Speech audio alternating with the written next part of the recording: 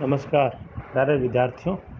आज हम भारतीय इतिहास के स्रोतों की इस अंतिम कड़ी में विदेशी लेखकों और यात्रियों के विवरणों के बारे में चर्चा कर रहे हैं। भारत के इतिहास के बारे में हमें अनेक सूचनाएं समय समय पर भारत आने वाले विदेशी व्यक्तियों के लेखकों के माध्यम से भी होती है। भारत के लोग जिन जिन देशों के संपर्क में आए, वहाँ के लोगों ने अपने संस्मरणों में भारत के बारे में कुछ जानकारियाँ प्रस्तुत की। वो जानकारियाँ आज हमारे लिए बहुत ही उद्देश्यपूर्ण हो चुकी है। ऐसे लेखकों को हम कई अलग अलग भागों में डिवाइड करते हैं, जिनमें कुछ विद्वान जो यूनान और रोम से संबंधित थे, कुछ चीन के लेखक जिन्होंने भारत के बारे में लिखा, तो कुछ अरब यात्री या अरबी आक्रमण के समय भारतवर्ष में आए। ऐसे विद्वानों की जब हम चर्चा करेंगे तो सबसे पहले यूनान के लेखकों के बारे में बात करेंगे। उसमें ऐसे यूनानी लेखकों में एक स्काइलैक्स पहला ऐसा यूनानी यात्री था जिसने भारत पर एक पुस्तक लिखी।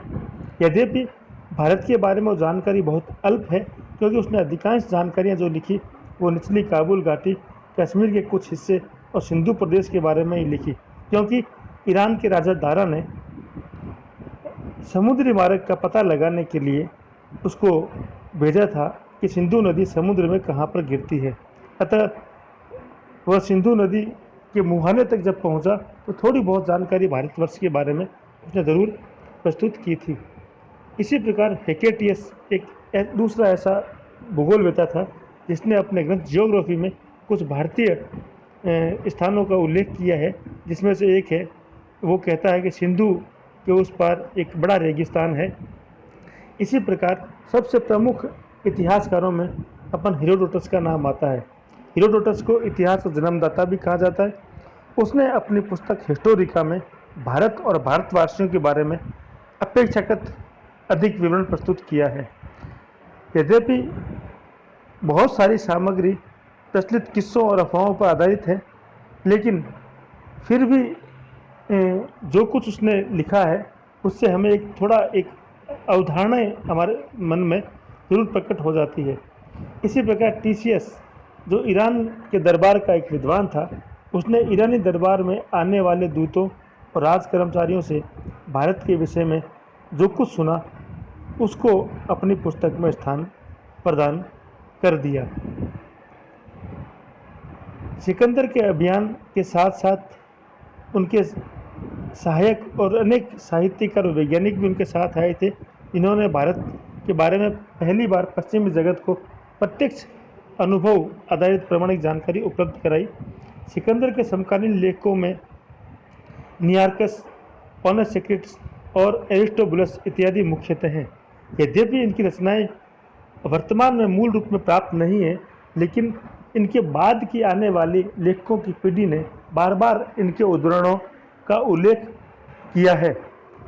नियार्कस ने फारस की खाड़ी के यात्रा विवरण में भारत के बारे में सूचनाएं दी है। इसी प्रकार ऑनसिक्रिट्स नियार्कस के बेटे का एक प्रमुख पोत नायक था। उसने सिकंदर की जीवनी लिखी। उस जीवनी में उसे सिकंदर के जो भारत में आक्रमण जो किया सिकंदर ने, उसके बारे में काफ़ी जानकारी वो देते हैं। सिकंदर के बाद के लेखकों में सबसे महत्वपूर्ण व्यक्ति है मेगास्थनीज, जो सेल्यूकस निकेटर का राजदूत बनकर चंद्रगुप्त मौर्य की राजसभा में आया। मेगास्थनीज की पुस्तक इंडिका भी अब उपलब्ध नहीं है, उसकी सूचनाएं भी हमें उसके बाद के आने वाले लेखकों ने मेगास्थनीज को जब अपनी पुस्तकों में कोट किया कि ये जानकारी उनको इंडिका से प्राप्त होती है। मेगास्थनीज जैसा लिखता है उस प्रकार से हमें मेगास्थनीज का पूरा का विवरण प्राप्त होता है। बाद के लेखकों ने उन सब सूचनाओं को एकत्रित करके एक इंडिका के नाम से उनको इंडिका के नाम से उसको सुरक्षित रखा है।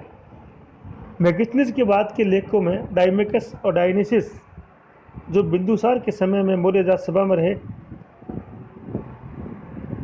और Patrocles, Strabo, Pliny the Elder, Plutarch, Justin, Ptolemy इत्यादि विद्वानों ने भी समय समय भारत के बारे में जानकारियाँ प्रदान करते हैं। इसी प्रकार पेट्रोक्लीज सेल्यूकस का नौसेना अध्यक्ष था। उसने सिंधु नदी के सर्वेक्षण पर आधारित पूर्वी देशों के बारे में भूगोल का एक ग्रंथ लिखा।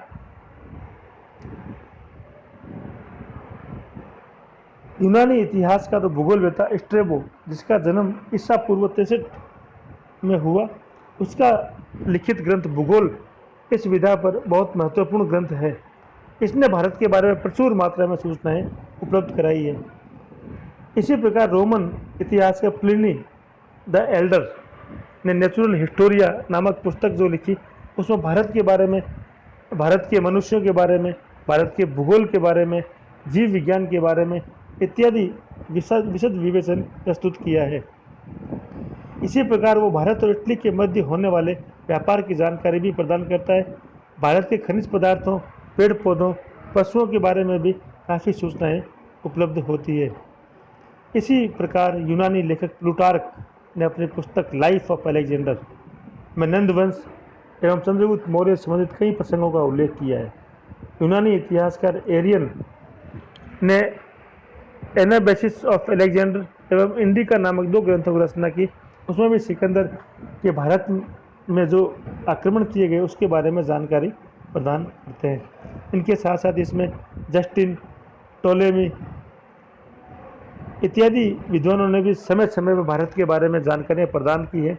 ऐसे ही एक यूनानी यात्री जिसका नाम हमें ज्ञात नहीं है कि बहुत प्रसिद्ध पुस्तक है पेरिप्लस ऑफ द इरिथियन सी, उसमें प्राचीन भारत के समुद्री व्यापार की जानकारी प्राप्त होती है।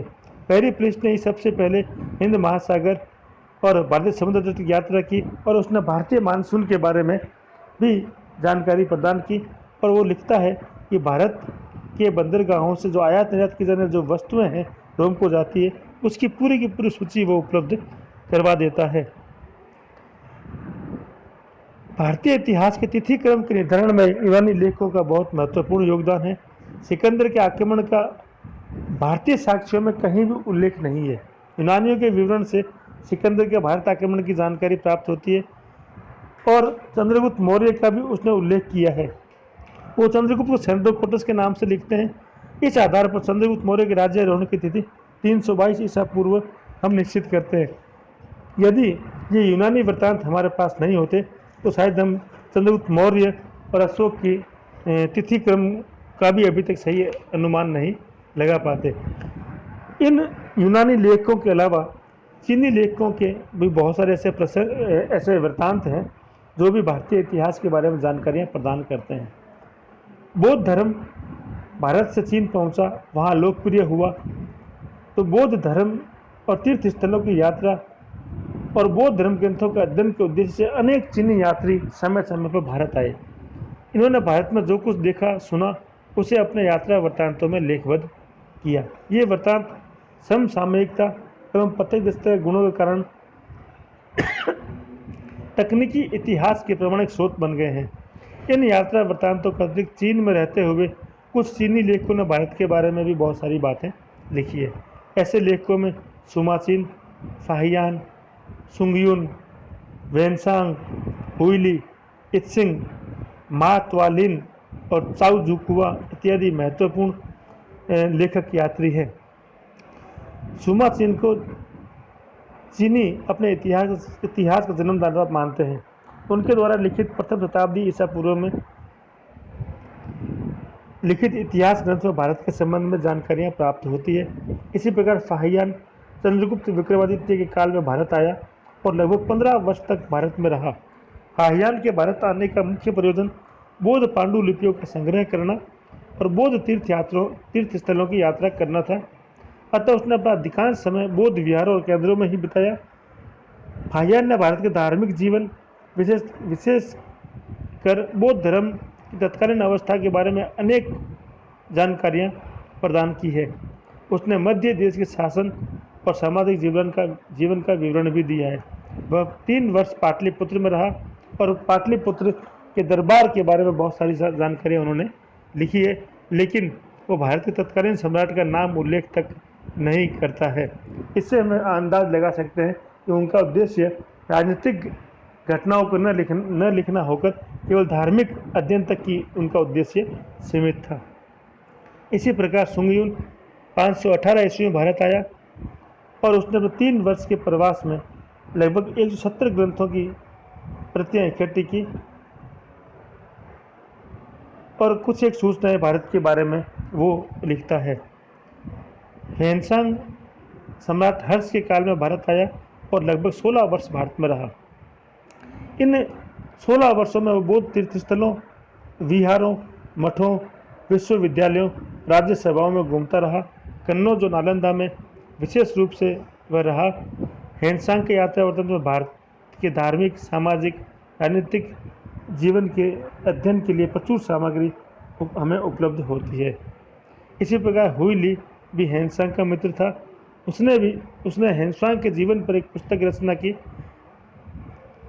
उस पुस्तक में उसने हेनसांग के भारत भ्रमण का विवरण दिया है। इत्सिंग एक और ऐसा अन्य यात्री था जो 671 से 695 के दौरान भारतवर्ष में रहा। उसने अपना अधिकांश समय नालंदा में बिताया और बौद्ध धर्म ग्रंथों का अध्ययन और उनकी प्रतियां तैयार करने में लगा रहा। चीन लौटते समय वह अपने साथ कुछ संस्कृत बौद्ध ग्रंथों की पांडुलिपियां भी ले गया।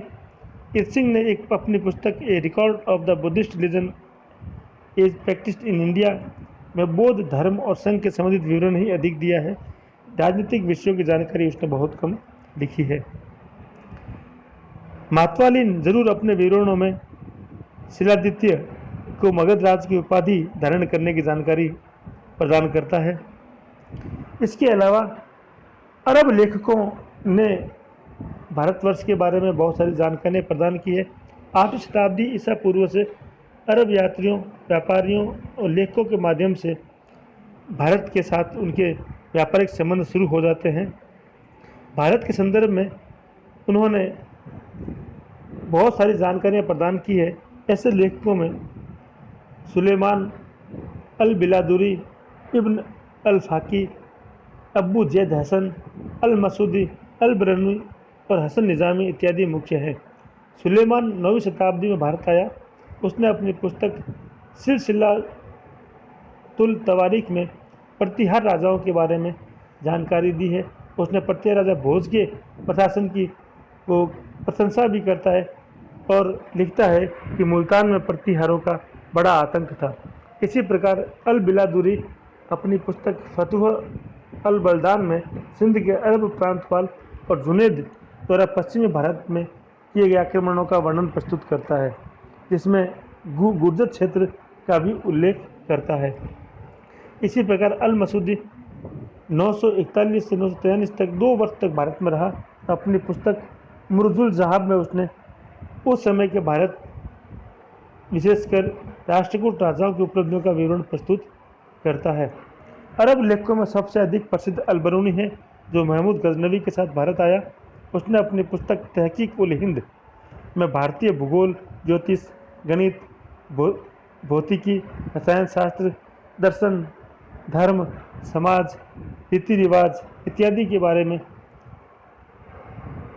बहु उपयोगी सूचनाएं प्रस्तुत करता है। अल बरूनी भारतीयों की बौद्धिक उपलब्धियों का बड़ा प्रशंसक था। वह स्वयं भी बड़ा विद्वान था। उसे अरबी, फारसी और संस्कृत भाषाओं का अच्छा ज्ञान था। इसी प्रकार हसन निज़ामी की पुस्तक ताजुल मासिर से हमें चौहान राजा पृथ्वीराज तृतीय के अंतिम वर्षों के बारे में जानकारी मिलती है। इसी प्रकार मिनहाजुद्दीन फरिश्ता, मोहम्मद उफ़ी इत्यादि की विवरणों से 12वीं शताब्दी के आसपास के भारत के संदर्भ में जानकारियाँ प्राप्त होती है। विदेशी लेखक एवं यात्रियों के विवरणों की भारतीय इतिहास लेखन में उपयोगिता होते हुए भी उनकी कुछ सीमाएं हैं। भाषा की कठिनाई, पर्याप्त जानकारी का अभाव, जातीय अहंकार, ये कुछ ऐसे तत्व थे जिनके कारण उनके विवरणों में हम पूर्ण रूप से विश्वास नहीं कर सकते हैं। भारतीय समाज की गहरी अंतरंग समझ का भी उनमें अभाव था। अतः उनके लिखे गए अनुभवों को हम अक्षर सत्य मानकर उनको इतिहास में स्थान नहीं दे सकते हैं। भारत में इतिहास विषयक इतिहास विषयक चिंतन का अभाव माना जाता रहा है। इसे पुष्ट करने के लिए अनेक प्रकार के तर्क भी प्रस्तुत किए जाते हैं, जैसे घटनाओं के विवरण में तिथि क्रम के प्रति भारतीय की उदासीनता, तथ्य विशेष को पौराणिक कथाओं की तरह अतिरंजित करके अभिव्यक्त करना, मानव को प्रकृति के समक्ष तुच्छ मानना, इस जीवन की अपेक्षा आगामी जीवन यानी पारलौकिक जीवन को सुखी बनाने हेतु प्रयासरत रहने इत्यादि प्रकार की जो हमारी विचारधाराएं थी, उसकी वजह से पाश्चात्य जगत के इतिहासकार ये मानते हैं कि भारतीयों में इतिहास बुद्धि का अभाव था, जबकि ऐसा नहीं है। हमारा जीवन के प्रति दृष्टिकोण उससे अलग था। अतः हमने इतिहास को उस दृष्टिकोण से लिखा नहीं। हमारा जीवन का परम उद्देश्य था मोक्ष प्राप्त करना, सुख प्राप्त करना जीवन। अतः हमने इतिहास को तिथि क्रम और केवल वृत्तांतों के विवरण के तक सीमित नहीं रखा। हमने धार्मिक ग्रंथों और अन्य ग्रंथों में जीवन के अंतिम जो लक्ष्य है मोक्ष प्राप्त करना, उसको आधार बनाकर हमने उन चीज़ों को केवल उसमें प्रस्तुत किया। धन्यवाद।